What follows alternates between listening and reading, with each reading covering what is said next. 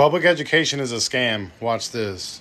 Education as a whole, let me explain. So there's a man named J.D. Rockefeller who created the public education system as we know it. Back in the day, there used to be something called the agrarian age, where everybody owned their own business. They owned their own farm, and people would go to school for about an hour or two every week at their local church. That's why they called it Sunday school. You'd go to school and you'd learn how to read and write couple hours a week. That was all. They did some research to find out how to indoctrinate a nation. The research that they discovered said 12 years. That's how long it takes for people to normalize everything that's been happening. So they made school 12 years long. They made school 5 days long a week with a bell for recess and a bell for lunch to condition people for factory work.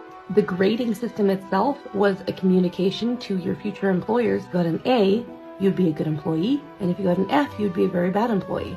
When asked about the curriculum, around what the heck they were going to teach kids for 5 hours a day, 5 days a week, for 12 years of life, because they'd know how to read and write within a couple of years. Their answer was, teach them everything about nothing.